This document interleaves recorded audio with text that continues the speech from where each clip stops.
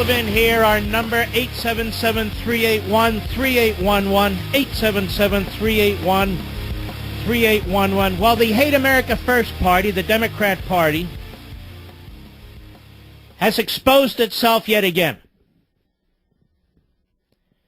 The Democrat Party has exposed itself yet again. It hates America. Things that Democrat presidents had done were perfectly fine. Things that Donald Trump is doing are not when it comes to immigration. Now, let's start from the beginning so I can unravel all this and then ram it down their throats. What's the purpose of government? Its primary purpose is to secure America and protect the life, liberty, and property of the American people. I said the American people. What's the purpose of immigration? It is to improve America. To improve America. No society is immortal. None. No nation is immortal. None. And yet, there are people who keep preaching the transformation of America. They've been eviscerating our Constitution. They are eviscerating our borders. And they're doing the latter through immigration. They lecture us about the Constitution. Foreign citizens who've never set foot in America don't have constitutional rights.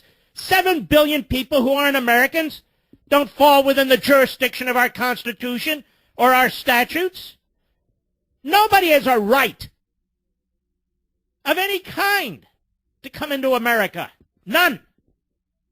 Now, I know that crackpot ultra-libertarians and the crackpot ultra-leftists seem to think that people can come willy-nilly, but they're wrong. It's never been American history, and no nation can survive that. None. That's why no nation does it. None. All you've heard today is about the poor would-be immigrant, not the actual immigrant, the poor would-be immigrant from 7 countries. 6 would be for a 4-month temporary ban, not permitted to come into the country. And Syria, it would be indefinite until the situation settles down. And you would have thought Donald Trump was Franklin Delano Roosevelt. You would have thought Donald Trump was rounding up Muslim Americans and Americans of Muslim descent, ordering his military to issue an order like 9066, rounding up Muslim Americans and bringing them to internment camps in the center of the country. Did he do that? No. No, he didn't do that. He hasn't violated anybody's rights. He hasn't violated anybody's due process. There aren't any rights. There isn't any due process. The people aren't even here yet. The people aren't even here yet. And they say this is un-American. What's un-American? There's nothing un-American about this. I don't know what the courts will do now, but in the past the courts have upheld every single syllable of what Donald Trump did with his executive order. Every single one. Nobody has a right to come into this country. Nobody has the right to demand to come into this country. I don't give a damn what their faith is, or their race, or their ethnicity. This country belongs to the American citizen. The citizen of America comes first, not the citizen of Yemen, or Libya, or the Sudan, or Iran, or all the rest of it. The problem we have, ladies and gentlemen, is that we have people who are trying to blow up our cities and cut the throats of your children. And we can't simply identify them because they won't self-identify. They don't wear scarlet letters. They're terrorists. And terrorists, unlike a standing military, secrete themselves among the people. They hide among the people in order to slaughter the people. So when you have people coming into this country from parts of the world where we cannot be sure who they are because there's no effective government, or there's a hostile government, or there's no effective database, what's a president of the United States supposed to do? Hey, come on in. We'll ask you 12 questions, and that'll be that. Trump is trying to prevent carnage in the United States of American citizens on his watch. And he's being brutalized for it. He's being attacked for it. I've never seen anything so disgusting. The same leftists who eviscerate our Constitution now claim it applies to billions of foreign citizens. 7 billion of them. The same leftists who defy federal immigration law by setting up sanctuary cities and states now claim the president doesn't have the legal authority to protect the nation under those very same immigration laws. The same leftists who seek to force evangelical Christians to defy their own beliefs in service to their political ends now claim that vetting immigrants to ensure they will assimilate into our culture is un-American. Now, these leftists didn't raise their voices, the media, the Democrats, the rest, and protest when Jimmy Carter stopped the issuance of visas to Iranians in 1980. They didn't protest when Barack Obama froze immigration from Iraq for several months and targeted exactly the same 7 countries as Trump. In fact, they said nothing when just a few weeks ago Obama changed the rules respecting Cuban immigrants and left untold numbers of Cubans to fend for themselves in foreign countries. I don't remember people at airports then, do you? No, I don't remember this at all. We're becoming the balkanized state of America. The country is reflecting the Democrat Party. The Democrat Party is not a united party, is nothing more than a loose confederation of ethnic groups, of religious groups, of groups based on age, whatever it is. That's what the Democrat Party is. And that's what they're turning the nation into. There is nothing whatsoever controversial about this. I don't give a damn what that fool from CARE has to say all over TV. That organization should be on the terrorist watch list, as far as I'm concerned.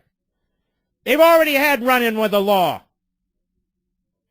A phony fake group set up to promote Hamas. I know who these bums are. I know who these bums are, and I've been sitting here for 15 years waiting for them to sue me so I can get access to every damn financial record they have, every damn text and email they have, and so I can depose every one of them, top to bottom. But they don't. They don't. There are forces that have let loose in this country, ladies and gentlemen, which have a political voice in Chuck Schumer and Elizabeth Warren and the media and all the rest. And all the rest. And what they're trying to do here is multifold. They're trying to intimidate Trump and his advisors. This is a very, very modest thing that he's done. A 4-month, 120-day respite. That's it. So they can make sure that our bureaucracy is capable of vetting. People coming into this country, some are refugees, some claim to be refugees. I mean, you look over the other side of the ocean. You see what's going on in Europe. As far as the Democrats are concerned, that's fine. Let me repeat it. As far as the Democrats are concerned, if Americans suffer, horrible brutality at the hands of people who come into this country, who hide among the refugees, well, that's just the way it goes. The liberals have a very high tolerance level for violence, as long as they're not the targets. They do not appreciate this country. They do not appreciate this country. Now, let me tell you one other thing. The group of individuals who have the most difficult time assimilating into this country are people from the Middle East. Not all, but too many. People who take Sharia law literally as fundamentalists. They are not permitted to assimilate into our culture. They come into this country, get the advantages of this culture, including the tolerance of the American people, tolerant of all kinds of faiths, and yet, if you are a strict adherent to Sharia law, you cannot tolerate our Constitution. You cannot tolerate our culture. And this, ladies and gentlemen, is destructive to the country itself. It's a poison within the lack of assimilation. And the Democrats don't want assimilation. By government dictate, they create special privileges for this group, special privileges for that group. They do not believe in assimilation. And as I said earlier, no country is guaranteed a forever existence. I can think of none that's ever had one. I can think of none that's ever had one. These Democrats are as loathsome as you get, except for the Republicans. Except for the likes of Lamar Alexander. As Chris Pandolfo of our Conservative Review points out, the Republican retreat has started, and no, I don't mean in Philadelphia. I mean the Benedict Arnolds. Lamar Alexander objects to the executive order. Susan Collins objects to the executive order. Bob Corker objects. Jeff Flake objects. Lindsey Graham objects. Dean Heller, John McCain, Ben Sass, that phony, Justin Amash, Mike Kaufman, Carlos Curbelo, Charlie Dent, Brian Fitzpatrick, we don't even know who the hell half these people are, Will Hurd, Elena Ross-Lighton, Elise Stefanik, Steve Stivers, just a handful, and they all have very, very poor ratings at Conservative Review. All of them, very, very poor. Your typical liberal or big government Republicans, already in retreat. Let me be as clear as I know how to be. If you object to a modest, prudential executive order like this, which puts a 4-month delay in people coming into this country, however they've proclaimed themselves or declare themselves, from the Sudan, from Yemen, from Libya, from Iran, from Syria, from Iraq. If you object to a 4-month delay when the President of the United States says he needs it to make sure that we can vet these people, then you hate your country. I don't care what you've done in the past. I don't care who you are. That means you're willing to tolerate attacks against America. Because the Commander-in-Chief has made it clear that he's not comfortable with the vetting process that he inherited.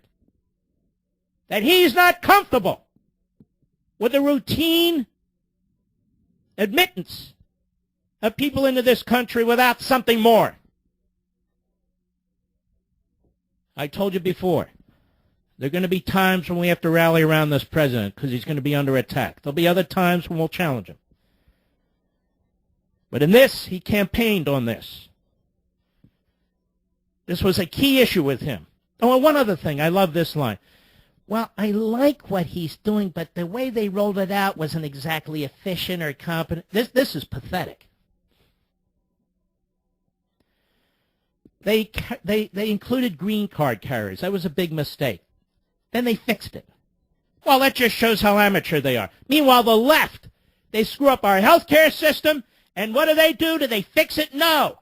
They want to continue to screw it up. They can't even build a damn website.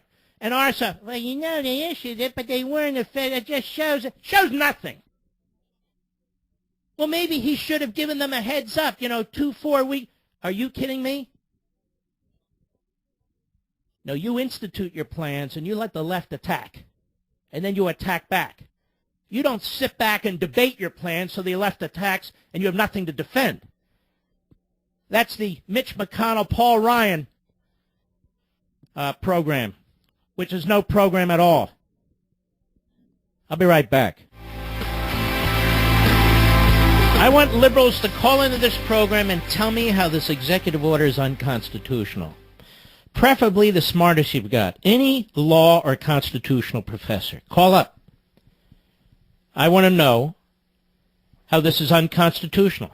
You've been saying it all day. Here's a montage. Cut one, go. I see it as illegal, unconstitutional, and un-American. This is unconstitutional. We are all in agreement that portions of this executive order are unconstitutional and ultimately will be struck down. Not only dangerously stupid, but it's also unconstitutional and flatly illegal. It's illegal. It's unconstitutional to discriminate in immigration or anything else on the basis of religion. No, it's not. No, you're such a jackass. First of all, it doesn't. And secondly, no, it isn't. Go ahead. Not just un-American and unconstitutional, which it is. It flies in the face of our values. This executive order is not just un-American, it's unconstitutional. It is illegal. It is illegal. It is unconstitutional. It is unconstitutional. Ah, shut up, you idiot. Now, the challenge is out there.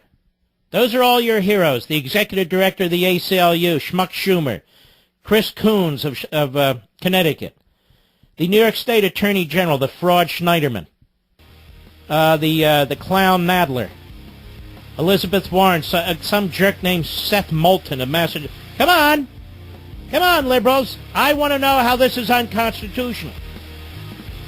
You're welcome to call the program and educate all of us. I'll be right back. I have asked the sanctuary city crowd that violates federal immigration law every minute of every day. I've asked them to explain to millions and millions of you how what Donald Trump did in his executive order, a very modest, limited executive order, too modest for me, as far as I'm concerned, I want to know, how is it unconstitutional? Now, every one of your nitwits with a microphone says it's unconstitutional and un-American. I want to know how and why. So what's American? 7 billion people want to come here? How about 1 billion? How about 500 million? Do they get to come here if they can pick lettuce? Or pay taxes? Or agree to speak English? Is that the test? What is a nation after all? I am sick of this lie we're a nation of immigrants. No nation is a nation of immigrants. A nation is a nation of citizens.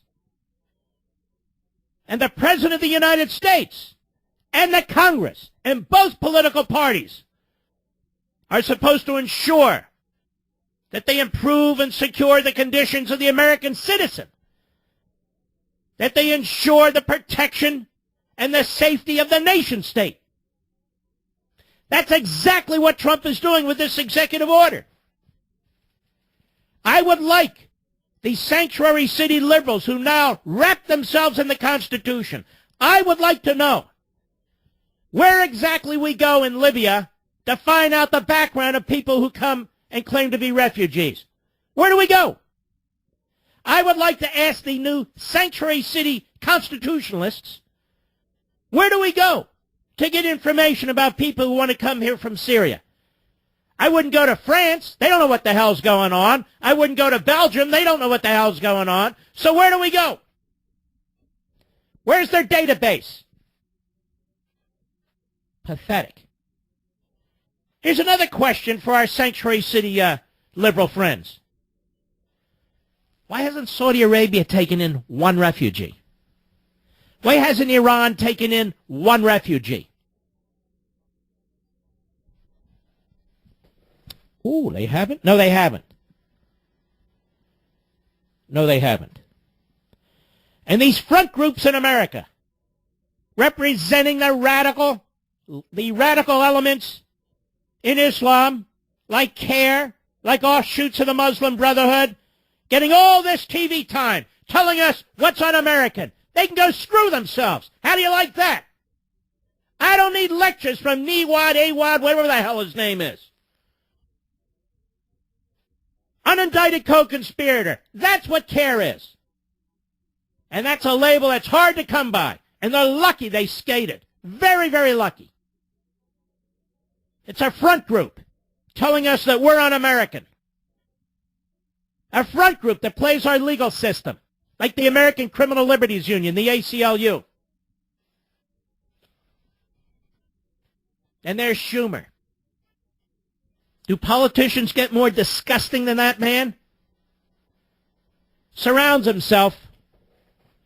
One lady has a headscarf. I mean, I don't want to be stereotypical. I assume he's surrounding himself with Muslims. Why? There's Muslims in this country. Are they going to be deported or something? No. We're talking about people who haven't even come here yet. We're not talking about immigrants. We're talking about would-be immigrants. Now, there's one political party, and even this political party, the Republican Party, isn't unified in defending this country. So there are elements, let me put it that way, within the Republican Party who want to defend this country and protect the American people. And I'm telling you right now, ladies and gentlemen, Chuck Schumer, Elizabeth Warren, Lamar Alexander, all the rest of them, when we get hit again, and we will, you politicians who hide behind the United States Congress, who hide in numbers, and then give us your sad songs about, oh, well, we have to do this or do that, you are going to be held to account publicly and politically. A president of the United States isn't even supposed to issue a temporary 4-month stoppage of immigration into the United States from countries that export terrorists? Tell me, do you think Franklin Roosevelt would do that? You think Harry Truman and Ike would do that? You think John Kennedy and Ray? I mean, this is a new level of stupidity. A new level of stupidity. The commander-in-chief does not feel like we have our hands around this problem. The commander-in-chief, who has plenary power, it's called the plenary power doctrine. That's why the liberals won't call, because they can go around flapping their mouth all they want about, oh, it's unconstitutional, and they're forum shopping. They're looking for judges, so they go to Obama judges. Oh, we found one in Brooklyn and Alexandria, Virginia, San Francisco. I know that game. There's about 1,000 of these judges. So they get one of these left-wing jerks dressed up as a judge to do their bidding. How hard is that? Folks, this is vanilla. This is nothing.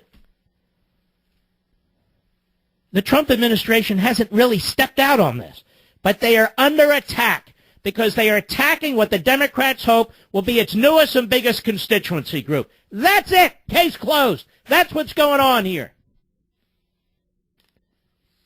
Remember Governor Dick Lamb of Colorado? Many of you don't. He was a liberal. He is a liberal. And a few years back, our friends at FAIR gave me the audio, and we played it for the first time, of Dick Lamb introducing Victor Davis Hanson about his new book, Mexifornia. And all I could do prior to FAIR giving me the audio, it was their event, was read it. But several years back, I played the audio for the first time ever, exclusively. I want you to listen to what this man had to say. This is the old Democrat Party. Cut 17, go. I would like to share with you my plan to destroy America. If you think, and some do, that America is too smug, too rich, too self-satisfied, not diverse enough, too white bread, I have this plan. Toynbee, said that all great nations rise and they all fall. And he said, and the autopsy of history is all great nations commit suicide. So here's my plan, 8 parts. Number 1, I'd make it a bilingual, bicultural country. History shows us that no bilingual, bicultural country lives at peace with itself. There's not one, I believe, that doesn't exist with an incredible amount of tension and conflict, if not civil war. My second part of my plan would be to invent something called multiculturalism. This would be two parts. Number one, I would say that all cultures are created equal. It would make no difference and would make it impossible to talk about such things as culture. And the second one is that I would really try very hard to make people continue their cultural identity. I would replace the melting pot with the salad bowl. My third part of my plan would be to make the fastest growing demographic group in that country the least educated. I would add a second underclass to the first underclass, unassimilated, undereducated, antagonistic, and then I'd have 50% of them drop out of school, not graduate from high school. The fourth part of my plan would be to get the big foundations to fund, and big business to fund these efforts with lots of money. I would invest in ethnic identity and victimology.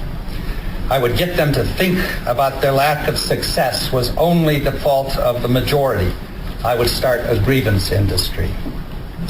The fifth part of my plan is I would develop dual citizenship.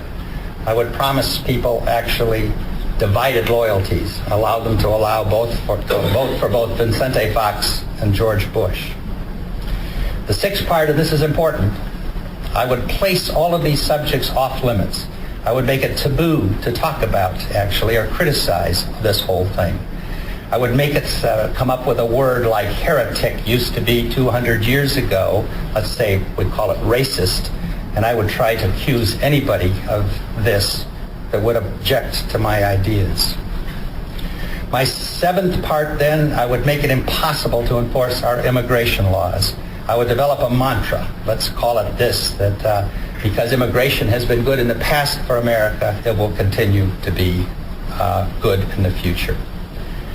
My eighth and last part, and it's important, is I would censor this book.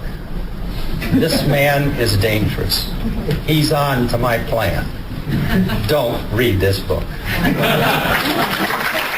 That's Lamb talking about Mexifornia, but quite bracing, isn't it? The late, great Samuel P. Huntington was a Harvard professor. He studied these issues and wrote about them. That is, immigration. And he wrote a fabulous book once, and I've talked about it before, and I've cited it. Who Are We? The Changes to America's National Identity. And what's upsetting you is you can see it before your eyes. I'm not talking about people of different color and clothing and all the rest. I'm talking about the balkanization of our society, just like Governor Lamb, and what's happening. And the Democrats exploiting this. And the media exploiting it. And academia exploiting it. You should see the emails I'm getting from all over the country. The president of Rutgers, the president of Dickinson, the president of this college and that college, students sending them to me, where these presidents of these colleges are wringing their hands about this executive order. Huntington, I should say, no society is immortal. As Rousseau said, now I'm not one to quote Rousseau in a positive way, but he does, if Sparta and Rome perished, what state can hope to endure forever? I want you to think about that. The first two great major democracies. If Sparta and Rome perished, what state can hope to endure forever? Even the most successful societies, he writes, are at some point threatened by internal disintegration and decay, and by more vigorous and ruthless external barbarian forces. In the end, the United States of America will suffer the fate of Sparta, Rome, and other human communities. Historically, the substance of American identity has involved four key components: race, ethnicity, culture, most notably language and religion, and ideology. The racial and ethnic America is no more. Cultural America is under siege. And as the Soviet experience illustrates, ideology is a weak glue to hold together people otherwise lacking racial, ethnic, and cultural sources of community. Reasons could exist, as Robert Kaplan observed, why America, more than any other nation, may have been born to die. Yet some societies confronted with serious challenges to their existence, are also able to postpone their demise and halt disintegration by renewing their sense of national identity, their national purpose, and the cultural values they have in common. Americans did that after September 11. The challenge they face in the first years of the third millennium is whether they can continue to do this if they are not under attack. If they are not under attack. And you see what's going on all around you. America has been in part an immigrant nation, but much more importantly, it has been a nation that assimilated immigrants and their descendants into its society and culture. As Milton Gordon showed in his incisive study, immigrants became assimilated to the extent they adopted the cultural patterns of the host country, acculturation, entered into the network of groups and institutions or social structure, and the host society, intermarried with members of the host society, which he labels amalgamation, and develop an exclusive sense of peoplehood with the host society. Is that what CARE stands for? Is that what the Democrats stand for? In addition, assimilation required 3 steps in American acceptance of immigrants: movement toward the absence of discrimination, absence of prejudice, and absence of value-power conflicts. Yet overall, historically, assimilation, particularly cultural assimilation, has been a great, possibly the greatest American success story.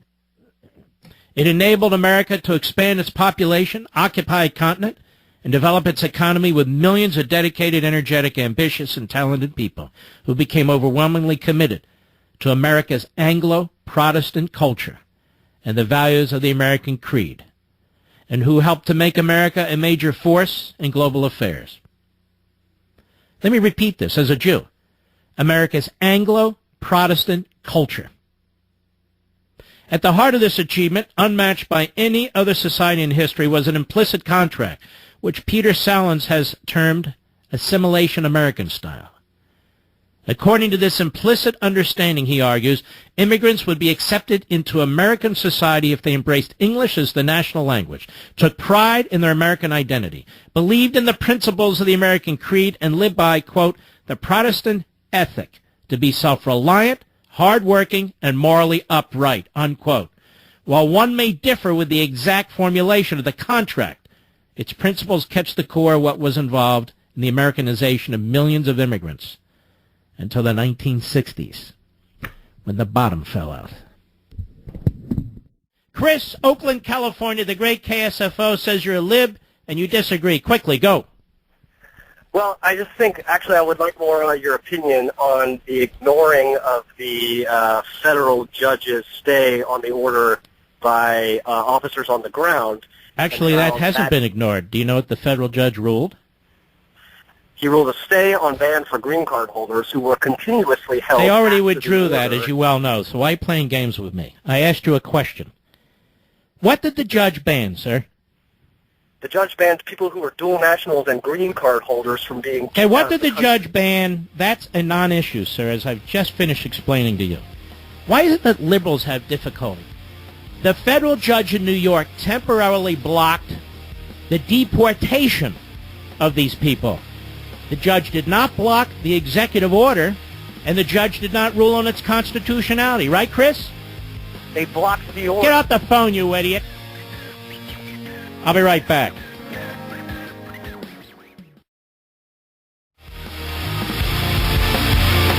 Hello, everybody. Mark Levin here. Our number, 877-381-3811, 877-381-3811. Now, I'm going to read to you the 10 countries on the planet with the largest Muslim populations.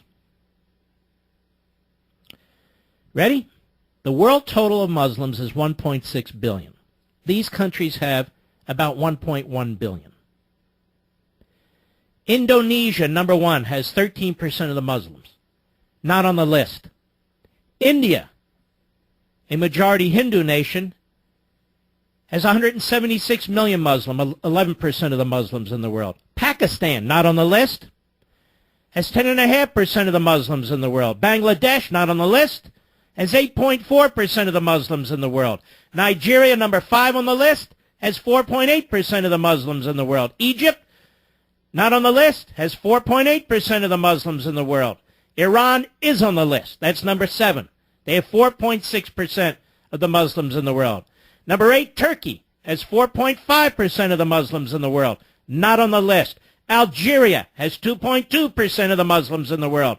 Not on the list. Morocco has 2% of the Muslims in the world. Not on the list. Subtotal, 1,060,000,000 Muslims out of 1.6 billion. So 66% of the Muslims in the world are in those top 10 countries, 9 of which are not on the list. The other third are, spread throughout the world. So how in the world is this directed at Muslims all over the world? It's a flat-out lie. I mean, off the top of my head, Afghanistan is not on the list. And there are others. Singapore is not on the list. That's 2 more.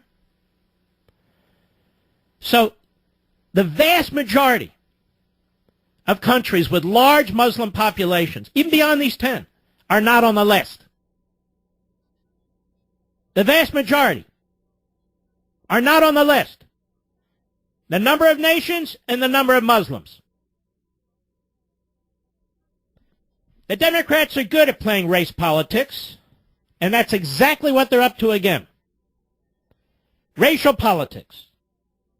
This is just another piece of their confederation of ethnic groups and so forth and so on. That's where they are. Now, I've been waiting for a liberal with an IQ over Chuck Schumer's to call me and tell me how exactly this executive order is unconstitutional. And I'm still waiting. And I asked an hour ago. I am asking, how is this executive order unconstitutional? Cite me something other than these hack politicians. I'll take it one step further. How is this executive order un-American? I argue it's wholly pro-American. How is this executive order un-American? I took the red eye back from Los Angeles last night. Got back to Virginia around 7 in the morning. My teeth have been grinding all over this. I went to California to see my beautiful daughter, Lauren, my beautiful granddaughter, Sloan, my wonderful son-in-law, Nick, my wonderful son, Chase, and his dear friend, Stephanie, and so forth.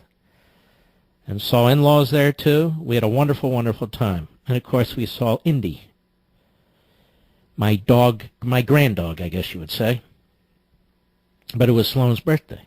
So I came back. I bumped into my buddy, Larry O'Connor, who does a wonderful program on WMAL in Washington, 3 to 6 p.m. He leads into me, and I back him up, and so forth and so on. But anyway, it took forever to get from the Alamo rental car place, which is literally minutes away, to the airport, to the terminal, so I could catch my plane. And luckily, I got there very early. I can't stand that airport to begin with all the traffic. The news said there were 3,000 demonstrators. There weren't 3,000 demonstrators. Looked to me less than 1,000. And you know what else I noticed, Mr. Producer? Maybe they were out there. The vast majority of the people I saw, I must say, I wasn't, doing a head count, were not wearing burqas.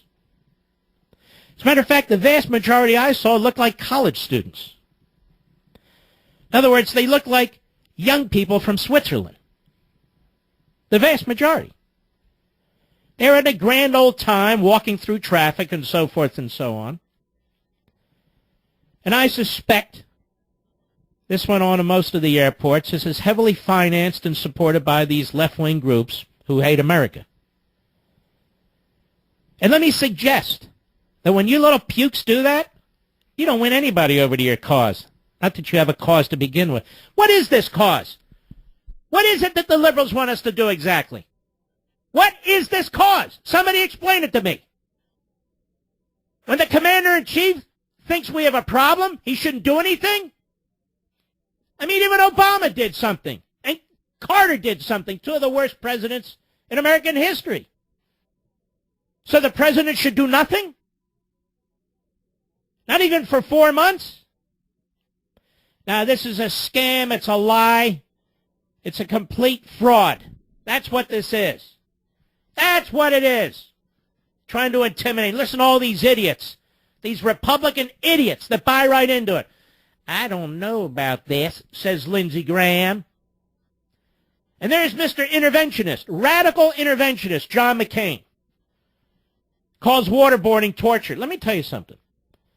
Our buddy on CRTV, Steve Crowder, what was it, around Christmas time? He was waterboarded, I think, 4 or 5 times. He did it to sell subscriptions. Don't count on me doing that. And one time he was waterboarded for 14 seconds. And when he was all done, he was cracking jokes. He was having a good time. Now, torture, you see, ladies and gentlemen, when you're all done, you're not cracking jokes. Maybe you're missing a digit on your hand. Maybe you have a few cigarette burns. Maybe your teeth have been pulled out with pliers. You can think of it. Maybe they put a drill in your eyeball. That's torture. That's torture. So, in any event, we got to take that off the table because that's un-American. What's un-American? Well, you know, waterboarding, it's un-American. They declare it torture. It's un-American. And we just go, oh, okay, yeah, okay. Well, it's just like this. You've got these guys and gals who are what I call radical interventionists when it comes to foreign policy. I say this as somebody who is a hawk, but they are radical interventionists. Look at them fighting over there. Let's send troops. Look at that over there. Send troops. Look at that over there. They're just having a party. Send troops. Anyway, but apparently this is a bridge too far for them. Yes. A 4-month respite on migrants, whatever they call themselves, migrants coming from 7 countries, 6 in particular. One is longer than 4 months, Syria, as you would imagine. So sure is Lindsey Graham, is Lamar Alexander, is Susan Collins, John McCain and the rest. So sure are they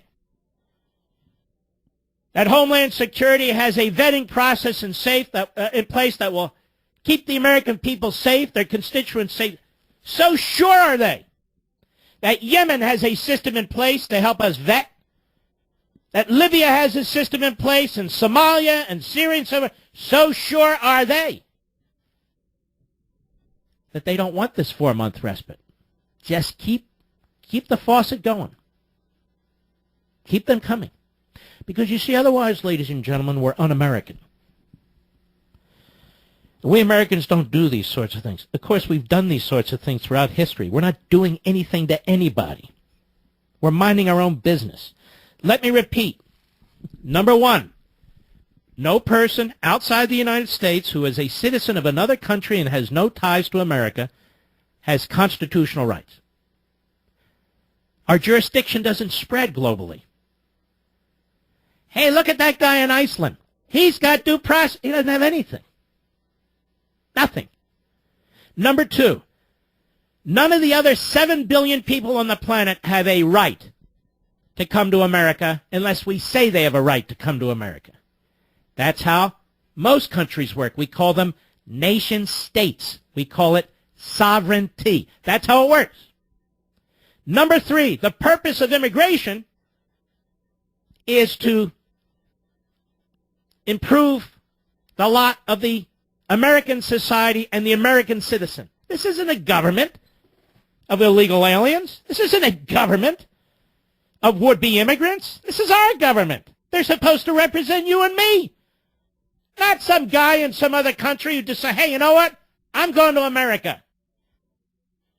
Number 4, don't tell me we don't have a big heart for refugees. Whose sons and daughters are over there fighting to protect these people? and have been doing it for 15 damn years. Who's been doing it? We've been doing it. Who's lost their lives over there? Those are Yanks. That's our blood. The blood of our fellow citizens. In those deserts.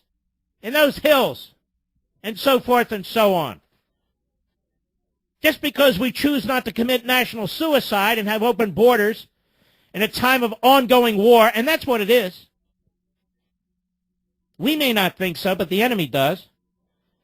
Just because we listen to the enemy who says we're going to secrete our terrorists among the refugees, exactly what they did in Paris, exactly what they did in Brussels, exactly what they're doing all over Europe, doesn't mean we have to be stupid and follow suit.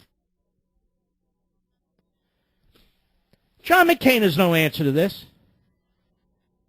Lamar Alexander, he's no answer to anything. He's a schmo.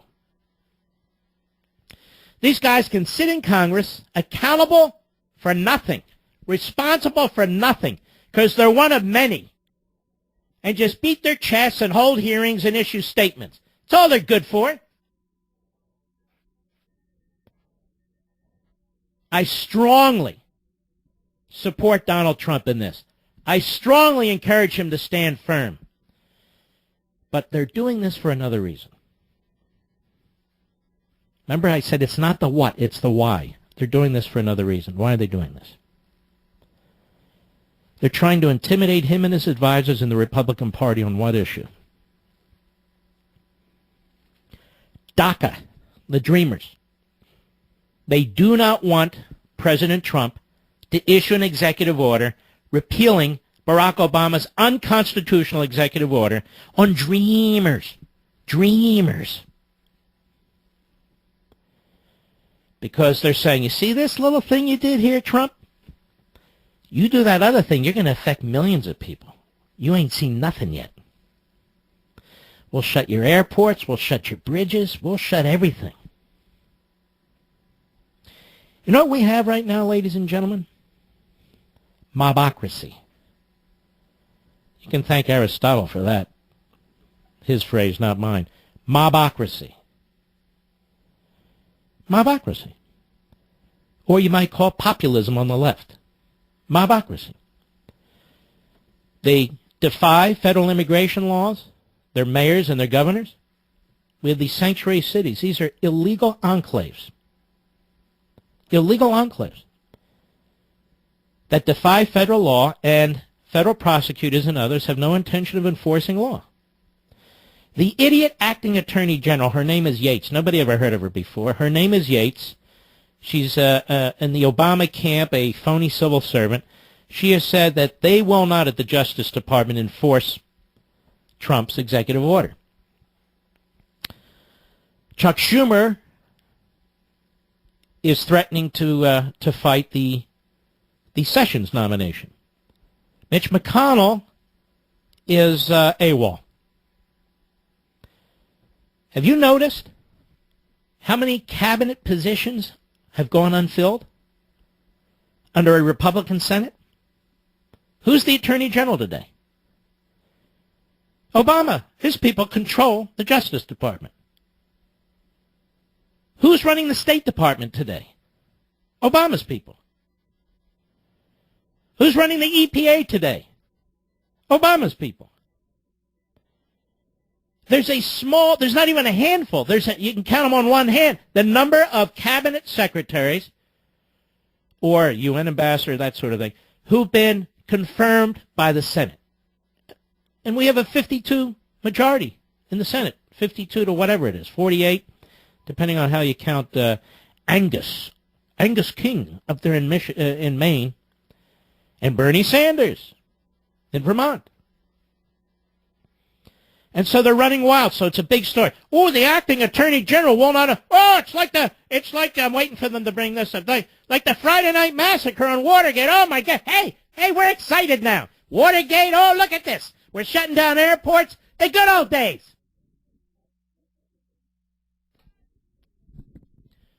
Do we have a liberal who's called and explained yet how the executive order is unconstitutional? Do we have one? No, we don't have one. Now, why is that? Why is that all day long we're told by one schmo after another with a pretend title, senator and congressman, oh, it's unconstitutional, it's unconstitutional. I've only asked for one to explain to me how it's unconstitutional. Where are they? I'll be right back.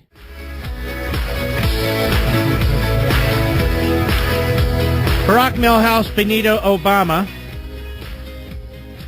who surrendered a big chunk of the Middle East to terrorists who went about committing genocide, rape, enslavement, torture of the kind we haven't seen since really the Nazis. He's out there today, and he's encouraging all this. He's very excited about it. Obama's spokesidiot put out a statement. For Obama, President Obama is heartened by the level of engagement taking place in communities around the country. In his final official speech as president, he spoke about the important role of citizen and how important role of citizen. They still remain illiterate, ladies and gentlemen, and how all Americans have a responsibility to be the guardians of our democracy, not just during an election, but every day. Citizens exercising their constitutional right to assemble, organize, and have their voices heard by their elected officials is exactly what we expect to see when American values are at stake.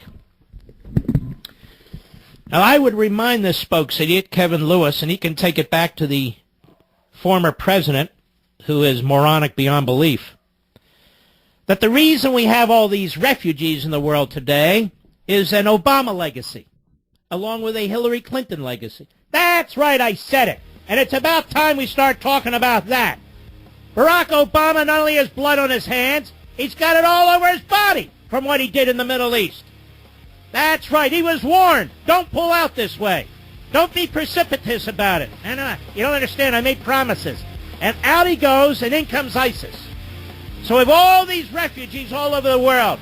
And now this jerk sits there and pontificates from the ninth hole. I'll be right back.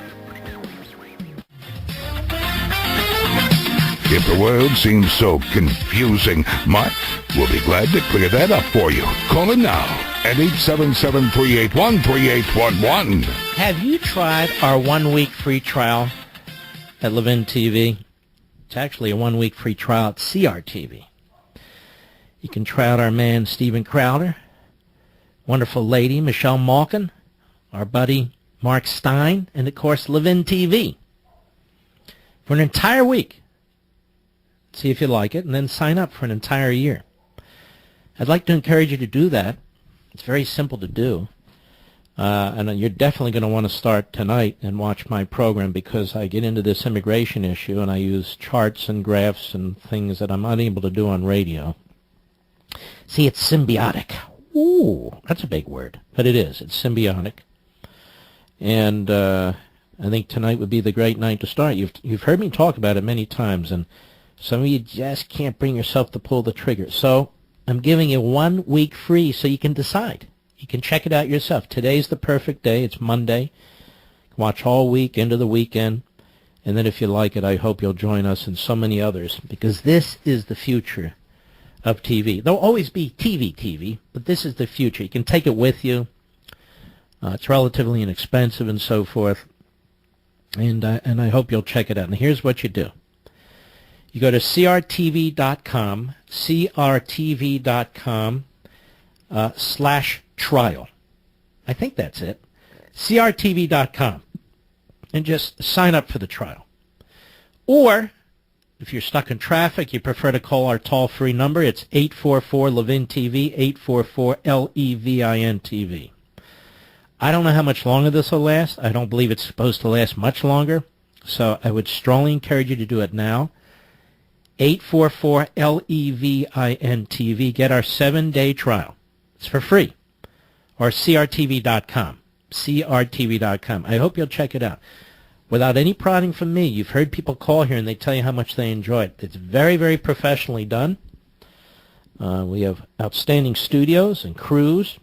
It's HD quality TV.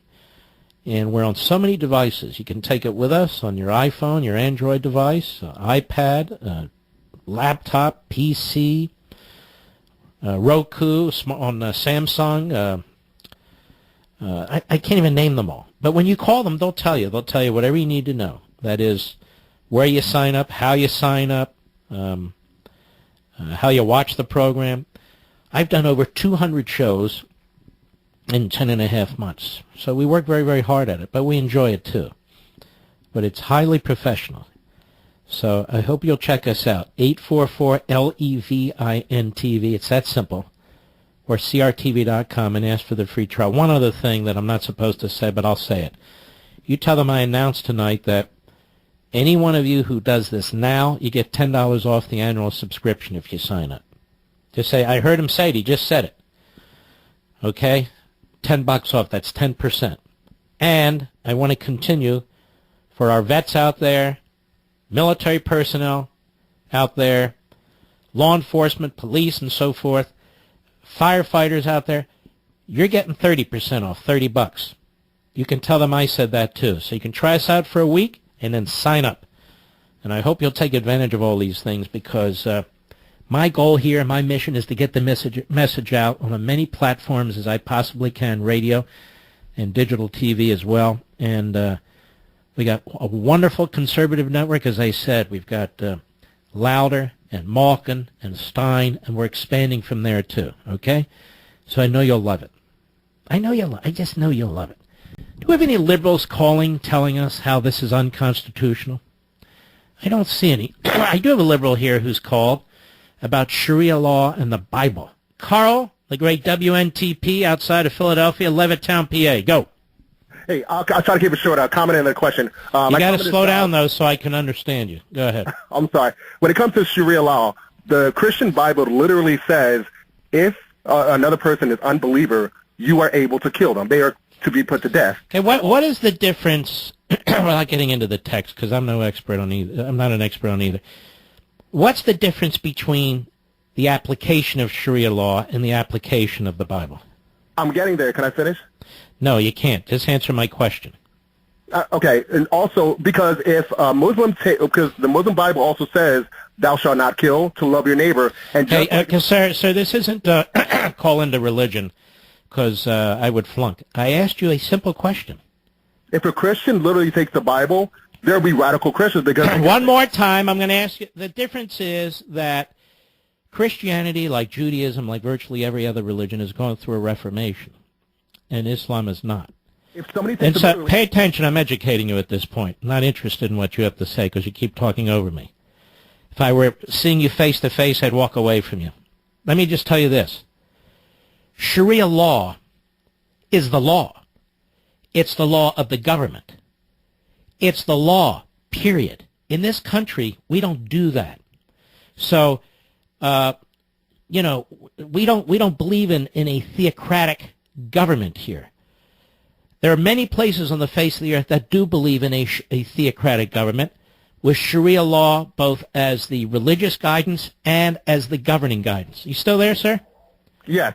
Do you understand the difference now? Have I helped you? But listen, if you take the Bible literally, you can defend. All right, get out of here. You're going to keep trashing the Bible? I'm not talking about the Bible. I said, you heard what I said. The difference is, ladies and gentlemen, we're not forced to live under any theocracy in this country. And I might say as a Jew, it's because Christianity is incredibly tolerant. It's if you this and if you that. You heard the guy, if this and if that. What about reality? Which is Sharia law is applied. And where it's applied, in places that have not gone through Reformation, it's very brutal. Okay, may I continue? I think I will. Christine, OJ, California, on the Mark Levin app. Oh, hi, California. Yes, OJ, California. Go ahead. That's right. You just love to say that. Hey, Mark, yes. Hi. It's a pleasure to speak with you again. Listen, thank you. I wanted to make a comment about the mob mentality that you were discussing earlier. I happen to feel historically one of the things that happened back when the students took over Columbia University. Let me just say this, Christine. I'll get. So I'm thinking about that last caller. We don't have, Christian courts. They have Sharia courts. We don't have Christian edicts. coming down from the president or Congress. You have Sharia edicts coming down from the leaders or the rulers or what have you. There's absolutely no comparison whatsoever. And so that guy just wanted to trash Christians and trash the Bible. But nothing to do with that. Calling the wrong show, pal. Christine, I apologize. Go ahead. No, please don't apologize, Mark, because I have no qualms about saying that I'm a Christian woman, and I try to do as good a job as I can. And what this man doesn't realize is that there is a separation from Old Testament to New Testament. And so you can't go back and take Old Testament laws and say that that's what we live under. It's like we have a new contract, and the new contract supersedes the old contract. So that's I wouldn't give him that. I wouldn't give him that at all, particularly because of the Judeo part of Judeo-Christian. And we have a real live situation where the strict adherence to Sharia law without having gone through any form of reformation is a brutal existence. Yes. Particularly for those who are said to be blasphemists. So we see that all over the world. It's not even a debate. It just is what it is. I don't see the great Christians rising up to conquer the world. I don't see the Jews rising up to conquer the world. I don't see the Hindus doing that or the Buddhists doing that and so forth and so on. So, again, it's not all Muslims, obviously. That would be ridiculous. But the difference between those who are fundamentalists when it comes to Sharia law and Christians or Jews or what have you is stark. Go right ahead. Oh, yes. Well, and your main point that there's one runs the government and one doesn't. So that's exactly that's the main point. Well, what I wanted to say, Mark, is when you're talking about this mob that's taking over, I think back to the days, and I was around during that time. I was younger, but when Columbia University was taken over by the students, and the administrators and the politicians at that time caved to these people. And I know I'm telling you something that you already know, but this was the SDS, this was the SLS, these were the Alinskyeites, the New Left. Yeah, absolutely. So that's and their goal was to take over these universities, and they went in there and they just remember that they destroyed the inside of the building. Oh, yeah. And they yeah, okay. So my feelings were that was a really pivotal time in our history when, had we not caved, our universities might be completely different. I happen to feel, in my humble opinion, that what's going on right now with this mob takeover and the threatening that I think that this is a really pivotal time in our American history, and we better not cave, because we have a whole new set of people that, you know what, they're the same group, they have different names, and they're wearing different clothes, but their goal is the same. And personally, we better stand up. And what they should have done back in the 60s at Columbia University, we better do right now. Very, very well said, my friend. Very well said. Thank you. All right. Let's see here. Let's go to Joe, Buffalo, New York, the Mark Levin app. Go. Mark, good to hear your voice. Long-time listener. We had a discussion last time because you thought I'm from Iran and why I'm socialist. I'm going to tell you about this subject. This is the unconstitutional executive order. You've been talking about it for almost 29. All right, I don't need a monitor. Answer my question. What's unconstitutional about it? Well, it's been pinpointing only certain nations. If he's concerned about the terrorism... That's not unconstitutional, sir. But it is. All right, tell me where in the Constitution. Where's our 20-second socialist clock, Mr. Producer? Okay, I'm going to tell you that. Go. The executive branch has no right to make orders... Pay attention. I'm not asking you about your desire about what's right and wrong. I said to you, it's very specific. Executive cannot make decisions for day-to-day operation of the country. The president can. He has plenary power. Plenary power. As recently as the United States versus Arizona. The great, late, actually still there, Justice Anthony Kennedy, who I do not like, made it abundantly clear. He also talked about prosecutorial discretion. So you socialists, clowns that you are, you want centralized power. You want it centralized in the president. You've gotten what you want for 100 years. We've got executive orders out the wazoo by Obama. If Congress doesn't go along, he'll use his pen, which is clearly a violation of separation of powers. On the other hand, when President Trump comes into office and legitimately uses the same power that's been used God knows how many decades to put a temporary halt to immigration from 7 countries, you come on this phone and you tell me that's unconstitutional because you don't have the foggiest idea what you're talking about. None. None. Obama, pay attention. I'm educating you. Listen, when people say you don't let me speak, no, I don't need to be educated by a buffoon. You're a buffoon. 7 countries were picked, the same 7 countries Obama picked. It was constitutional then. But he could pick all countries. He could pick one country. Ready for this one? He could pick Muslims if he chooses to. Yes, that's correct. The only way that changes is if the court changes now. Now get off the phone. I'm sick of all these people, quite frankly. I don't let them speak. I asked what part of the Constitution. So far, they don't want to talk about it. President does not have the power to identify 7 nations. He certainly does. Absolutely 100% can. Where does the Constitution prevent that? Nowhere. Well, you won't let me speak. You won't let me speak. Yes, thank God. I'll be right back. You know, you want to come on this show and yell at me in broken English, you better have something to say.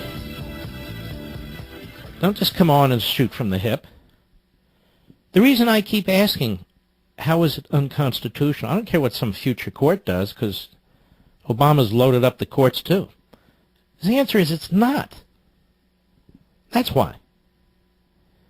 It's simply not. What's unconstitutional are these sanctuary cities. They're unconstitutional. And that's black letter law. You have an acting attorney general of the United States. Her name is Yates, a left-wing kook. She just defied the President of the United States. Lawlessness all around us. And yet Trump's accused of violating the Constitution. These Democrat mayors, these Democrat governors violating federal law, no consequence. A phony acting attorney general playing politics. Chuck Schumer apparently blocking every nominee because I don't know where the hell Mitch McConnell is, that damn fool. And he is a damn fool. All these departments with acting heads who are leftists advancing their agendas despite the fact that Trump was voted president all the way back in November. The incompetence and gutlessness of the Republican Party marches on, or marches backwards. That's why I've always called them the French Republicans. All righty. Let's continue. Let's see. How about we go to Andre, Sioux Falls, South Dakota, the great K-E-L-O. Go! Hey, Mark, thanks for taking my call. Yes, sir. Hey, I was born in Iraq, and I just want to tell you my view since I was born in Iraq and what's going on and what I think. Yes, sir.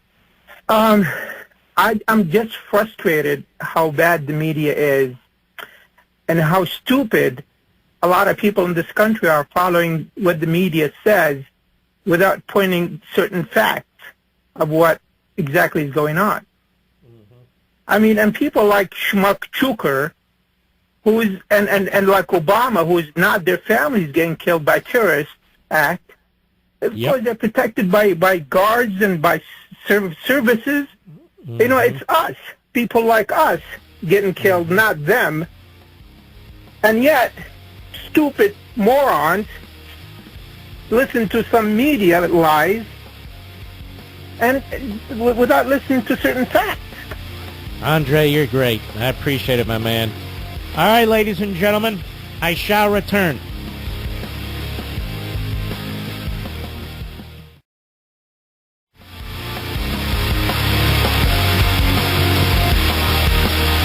Hello, everybody. Mark Levin here. Our number, 877-381-3811, 877-381-3811. Now, there was a spontaneously organized rally at the Supreme Court, led by, of course, the spontaneous Nancy Pelosi. And some members of Congress showed up, and one was a Muslim gentleman. What was his name, Mr. Producer? Andre Carson, or Andre X. And he was to speak there, and Nancy Pelosi kept prodding him and prodding him. What was she prodding him about? Let's listen in, see if we can hear this. Go ahead. I'm Congressman Andre Carson. Not only do I represent Indiana's 7th Congressional District very proudly, but I happen to be a Muslim and a former police officer. Did you hear the voice of Nancy Pelosi? Tell him you're Muslim. Tell him you're Muslim. Go ahead, play that again. Listen very carefully. Put the volume up. Go ahead. I'm Congressman Andre Carson.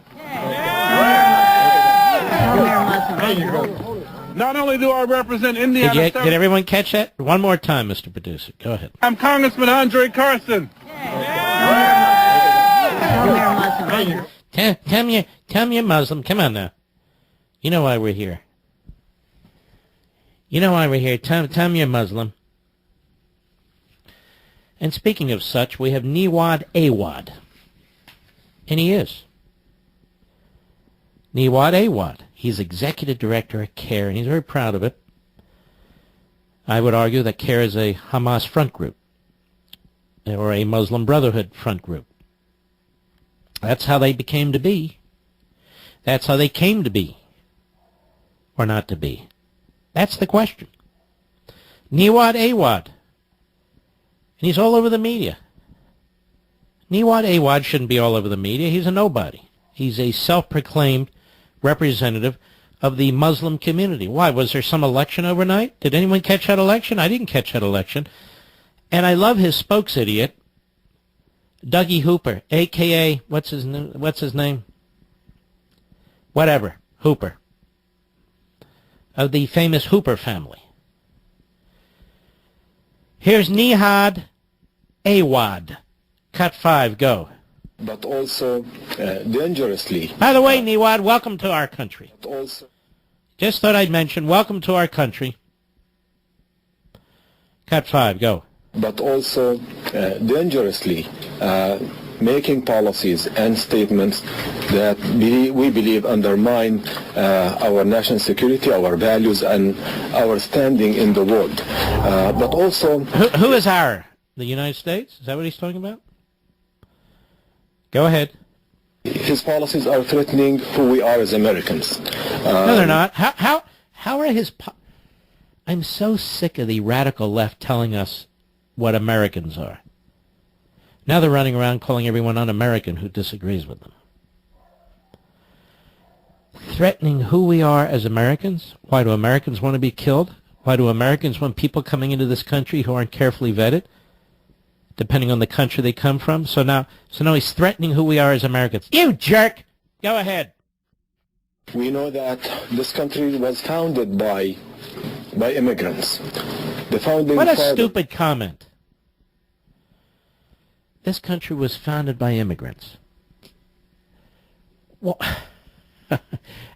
we say, here's the conundrum that they create, the box they put you in. We're all ultimately immigrants from somewhere, right? Hence, we have to be leftists. So if a country is founded by immigrants, then there should be open borders and any immigrant and all immigrants should be able to come in. Now that's insanity. Niwad Awad. Niwad is an Awad, I should say. Go ahead. Fled religious persecution from Europe and other countries. So this country was... Actually, everybody did not flee religious persecution. Some did, some didn't. Some did, some didn't. But they weren't seeking to murder people when they came here. And you see, Awad, may I call you Awad? I mean, Nihad. May I call you Nihad? Here's the thing. May I speak to you, Nihad? Just you and me. See, here's the problem, and you Hamas Muslim Brotherhood guys should get it. We have a little problem here, and that is terrorists coming into our country, hiding among the refugees, so they can kill, your fellow American. And this is a problem. And so we need to vet these people. And so the president has said, let's put a 4-month moratorium on them, Nihad Watt, and let's see if we can figure out how to figure it out. You see? So that's not threatening who we are, Nihad. That's protecting who we are. You see the difference? I don't know what your original country is, but in this country, that's how things really should be done. Go ahead. Built on the shoulders of African Americans who were brought against their will, but also so many. Oh, you ought to see how African Americans have been treated by Muslims in many countries. You ought to see how they're treated today in the Sudan.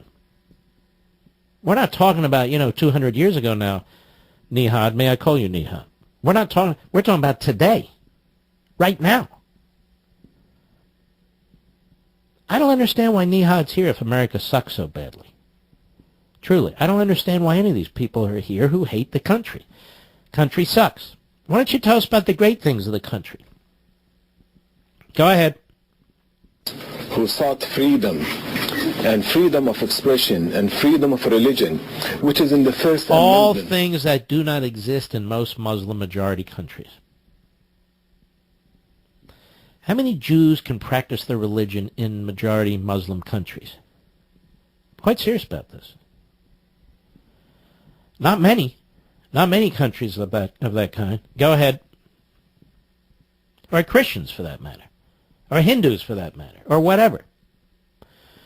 More from our friend Nihad Awad. Cut 6, go. Donald Trump's executive order. Excuse me. It's President Donald Trump.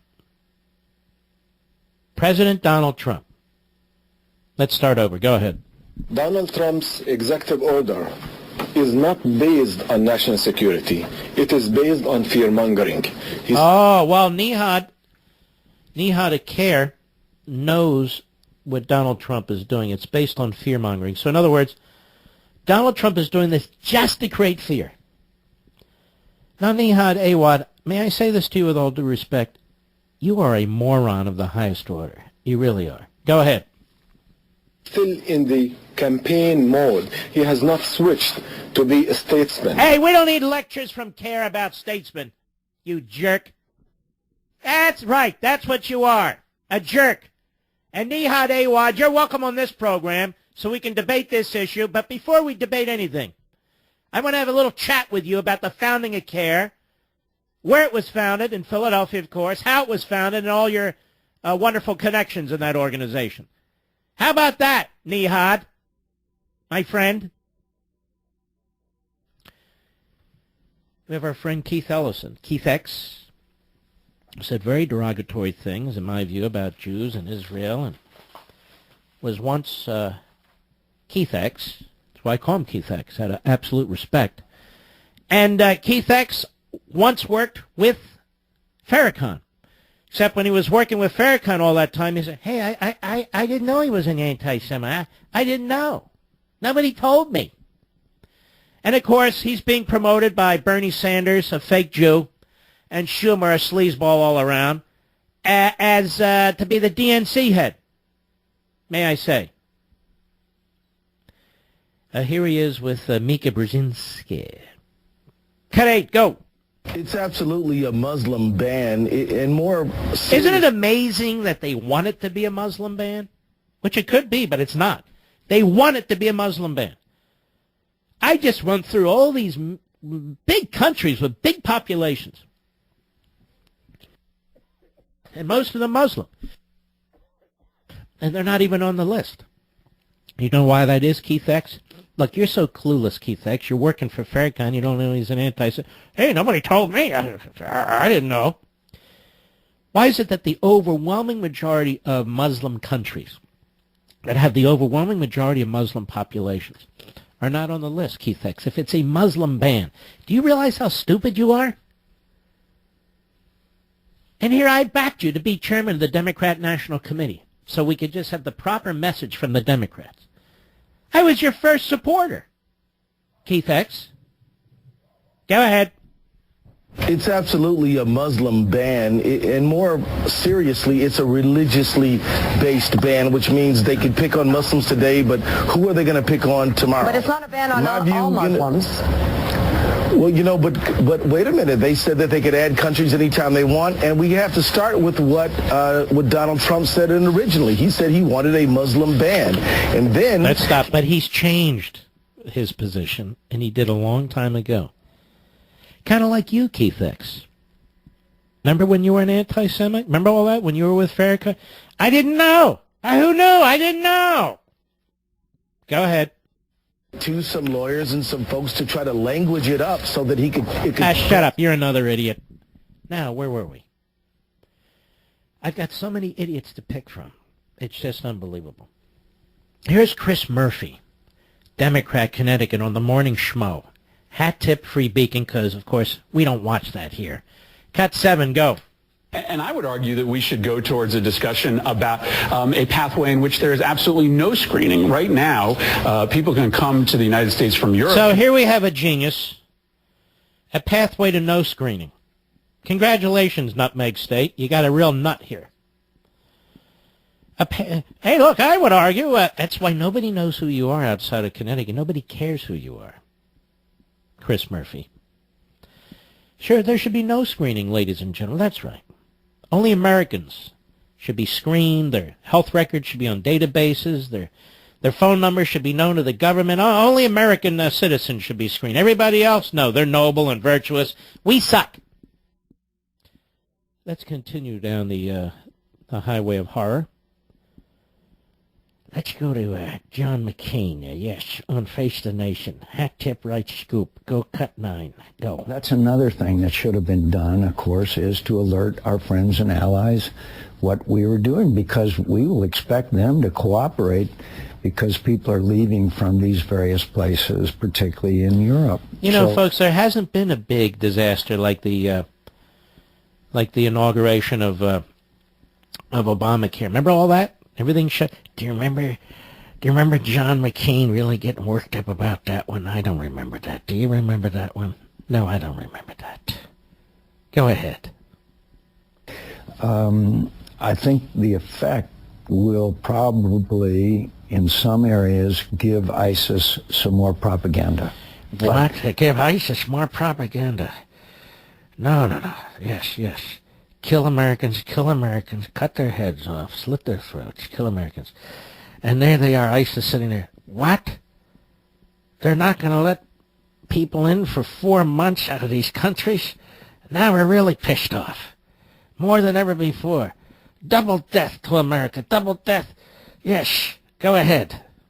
I'm very concerned about our effect on the Iraqis right now. The dominant influence... Iraqis? Does that do that? It's one of the countries on the list, but, I mean, we lost a lot of lives in Iraq, Senator. We've poured a lot of American blood in Iraq. If they're unhappy with us, screw them at this point. Really, Senator? We're trying to protect America through immigration. You have a very schizophrenic view of this thing. Let's get them. Let's get them where they are. Let's get them. Let's bomb them. Let's get them. And he's talking about, the Swiss. But when it comes to securing the border and really figuring out who's coming, this is going to really anger ISIS. It's going to anger ISIS. Anyway, let us go. Let's see. Should we move into Hollywood? Because I have a big idea, and I want to strongly encourage you to spread the word. All you illegal aliens out there, and you know who you are. All you dreamers out there. All of you refugees out there. I think it's time to move your tents to Beverly Hills. I really believe this. Specifically, find these Hollywood types. They've already said you should be welcome in our homes. So go to their homes. And pitch a tent on their front yard. See how long that lasts. Quite serious about this.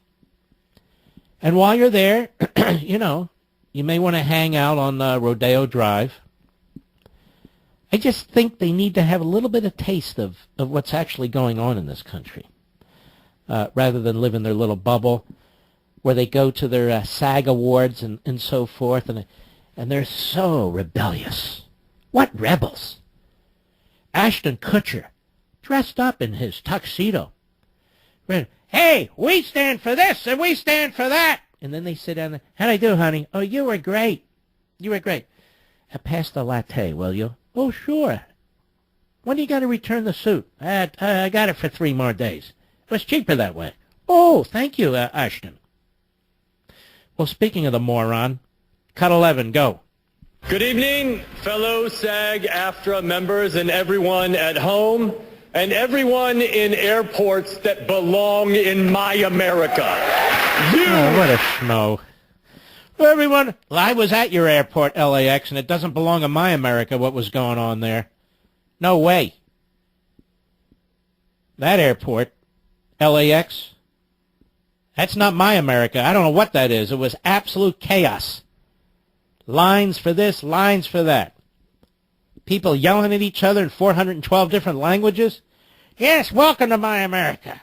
And I'm sure Adam Kushner, whatever the hell his name is, Kutcher, he doesn't have to deal with any of this. Hey, Lovey, let's take our private jet. Go ahead.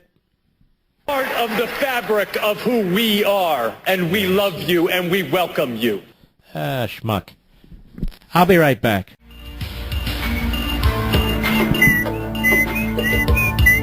California, what a bunch of knuckleheads out there, you libs. California could cut off feds in response to Trump threats. So California's saying, you know what? Maybe we'll cut off our funding to the federal government. Now, ladies and gentlemen, I hope you understand, and you do, what's going on now. We have blue left-wing states and state governments that want to fight the Civil War all over again. Now, they're nullifying the Constitution. They're nullifying the rule of law. And I hear these reports at the top of the hour, the news I listen to, and the reporters, so-called, are so lacking in IQ and intelligence. They don't even understand what's going on. There's no discussion here about California violating the Constitution. There's no discussion about sanctuary cities violating the Constitution. None. And yet they wave around the Constitution. What Trump is doing is perfectly legitimate.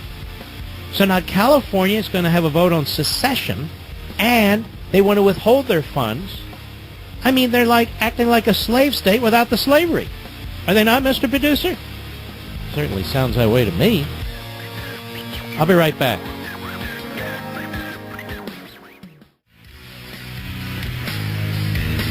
All right. All right, I'm looking. Tell me. Speak to me. Okay, can't find it. So you'll have to shoot it to me. All right. Oh, the intrigue. The intrigue's unbelievable. Schumer and the nut jobs that make up his Democrat caucus are preparing to filibuster whomever Trump nominates to the Supreme Court. Now, that nomination will be announced at 8 p.m. Eastern Time tomorrow. We will take it live here during the course of the Mark Levin show, so you can see it live, hear it live, and then we will address it. This is in Politico, which is a mouthpiece for them. Senate Democrats will filibuster Trump's Supreme Court nominee. It doesn't matter who it is.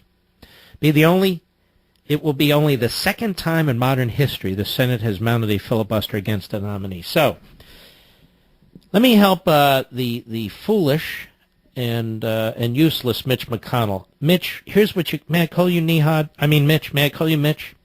Here's what you can do. Say it's Chuck Schumer who forced you to suspend the filibuster rule. Blame it on Chuck. You've been around a long time. Learn the game, Mitch. Just say, Chuck, I told Chuck. I told Chuck... By the way... No, I better not. There may be a lot of Chucks out there. I told Chuck that he will be the one triggering the nuclear option. And rather than call it nuclear option, use a different phrase to explain what you're doing there, Mitch. Like the freedom option, or the American option, or the patriotic option. Grow a set and go after them. They've been calling us un-American all day long. That's why I called them un-American. Throw that crap back at them. You don't have to take this stuff, Mitch. Or, hey, we've been working hard here to... Shut up. You don't have to work hard. Work smart. So tell the world, hey, look, we have to go with the freedom option here because I warned Chuck that if he pulled this and did a filibuster the second time in modern history, then I would have to suspend the filibuster rule thanks to Chuck. So as far as we're concerned, that would be you, Mitch. We're not setting a precedent here. Chuck is. See how you do that, man? And let me tell you something. You guys don't do the right thing on this. The right guy's not nominated. You guys don't get him on the court. Then you're going to see marches. Then you're going to be nervous. And you should be.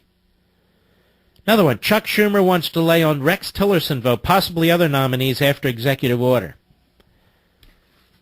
I mean, the Chuckster's running everything. Now, of course, all you Democrats said the popular vote should be, popular will, popular vote. Remember that? Was that just a quaint little notion at the time, just a result-oriented notion?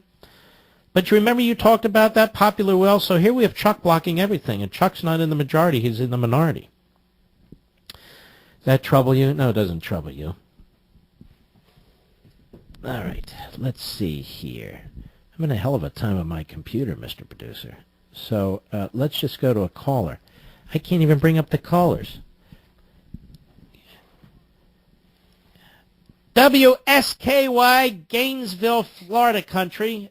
Yes, how may I help you, Dave? Hi, Mark. No, you're just saying about Trump's ban on travel. I mean, that's just not right. It's not fair. It's just not humane. It's just a terrible thing to do. All right, slow down, because you're nonsensical. What do you mean ban on travel? People can travel. But he's not allowing people to come into our country. We don't allow a lot of people to come into our country. But our Constitution allows us freedom of religion. It says on the bottom of the statute. All right, genius. I want you to pay attention to me. Freedom of religion for whom? For everybody and anybody. No, not for everybody. Freedom of religion for people in our country. We have nothing to do with other countries. We don't have any control over them. The Constitution doesn't apply to other countries. Why are you so stupid? But it says on the Statue of Liberty, bring our... All right, see, this is what I mean. Why are you so stupid? But it says on the Statue of Liberty, what? What does it say on the Statue of Liberty? If Trump were You're to do unwashed anything terrorists? Yearn to be free? No, listen to me. If Trump were No, I'm not listening to you. I'm sick of listening to you and every jerk like you. Now get off my show. Look at these fools. People can practice whatever religion they want. That doesn't mean they have a right to come to America. Oh, good Lord. I'm telling you, sometimes I feel we're doomed. I really do. That clown's a voter. Probably votes 3 times in 3 different states. And he actually thinks that he has empathy and compassion. He actually thinks he's smarter than us. Notice they don't stop. They just, hey, what about the Statue of Liberty? Hey, I read it on a Campbell soup can. You read the can? Hey, what about? Anyway, it's a frustrating night, isn't it, Rich? Here I am being magnanimous. I'm reaching across the aisle. I'm reaching across the aisle into an insane asylum filled with liberals. And this is what they do. They don't appreciate it. Hey, what's the Statue of Liberty say? Yes, your huddled masses yearning to blow up a city. All right, let's continue. No, not everybody. Why do I have to keep saying that? All right, let's see here. Let's go to... I made a mistake earlier in the program. I said, let's leave some lines open for some really smart liberals. And then I realized what a contradiction that was. Because so far, we've had nothing but stupid liberals. Hey, what's it say, the Statue of Liberty? Oh, I don't think that's the Constitution. We got that from France, and no, I don't think so. But we say we support religious liberty in the First... yes, we do. That applies to, the Constitution in the United States. That doesn't mean everybody gets to come into America. Hey, but what about... And that's enough. That's enough. This isn't stupid radio. It's talk radio. Spiridon, Manhattan, New York, the great WABC. Go. Well, first let me say that the Statue of Liberty is holding a book of law. Okay, it's a Golden Gate. It's not a vacuum, all right? But Well said. at that point. And Yeah, by the way, she's holding a torch, not a Molotov cocktail, too. Okay, all right. Let me recover from that. All right. These guys, like you said, they think they're compassionate, empathy. Well, Trump is actually doing something for the refugees. He's working and actively right now working to set up a safe zone in Syria so that these refugees the people fleeing from the regime from ISIS can go there, and people who are, flooding Europe and destabilizing it can go back there. It's an actual Great point. solution, and he's standing up to the Russians to do this. For all the criticism, I have to say I underestimated him, I think, so far. And he's actually standing up to the Russians to do this. They don't want this. The destabilizing Europe, it actually works in their favor. So he's doing something wonderful. He's doing something, more for human rights than Obama did in 8 years, if he can get this off the Well, ground. that's a very low standard because we know what Obama did for human rights in 8 years, particularly in the Middle East. Well, and yeah, Cuba. but, you say that to a liberal, their heads blow up, so. It's true. By the way, why is Karl Rove on Fox tonight? What is it that he actually has to contribute? I don't know. I met him once, and I asked him about some trade policy once. The guy didn't know what the hell to say, but whatever. All right, my friend. Thank you for your call. God bless. Let's continue. And Pittsburgh, Pennsylvania. WPGP, our great affiliate. Go ahead. Hi, thank you very much. Yes. I was actually on your show a year ago to talk about the Syrian, quote, refugees, but right now I'm a freshman at Duquesne University in Pittsburgh. Oh, very good. And thanks. And today I... How are the Duquesnians doing? Oh, they needed therapy sessions. We all got emails about that. Oh, you all got emails about the Trump executive order? Oh, yes. The president of the university sent out an email today to everybody. And what did this president of the university say? It said that halting the flow of those with, quote, visas and green cards who are legally permitted to study, work, and live in the U.S. with their families are most at risk of being adversely affected. Well, the Trump administration has pulled back on the green cards, as they should. But did he comment at all about terrorists threatening to blow up our cities? No, he did not. He just said that it was a mandate based on fear, hate, and it discriminates and causes harm to families and individuals. Well, you really have to be a complete loser in most cases to be a president of a university these days, other than Hillsdale and a few others, don't you? Yes. This is his first year, actually, as president. Yes, he's a secular lawyer. So. A secular lawyer? At a Catholic school. So he's a slip-and-fall lawyer at a Catholic school? Mm-hmm.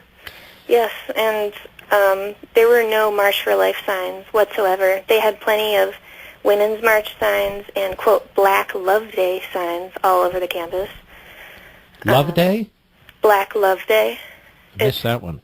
I don't know. It's some fancy dance for black students after Valentine's Day. Well, I don't mind that. People do that sort of stuff. But it's like the Women's March graced the headline of... Listen, I knew that was going to be quite a march because out where I am in Virginia, early in the morning as I was taking my drive to get, my donuts. Anyway, there was like a gaggle of women gathering on the corner. Must have been about 50 of them. I said, why are 50 women gathered on the corner? Then I remembered. Oh, everybody's marching. I forgot. All right, my friend, you hang in there. God bless you. We'll be right back. How could you not like this?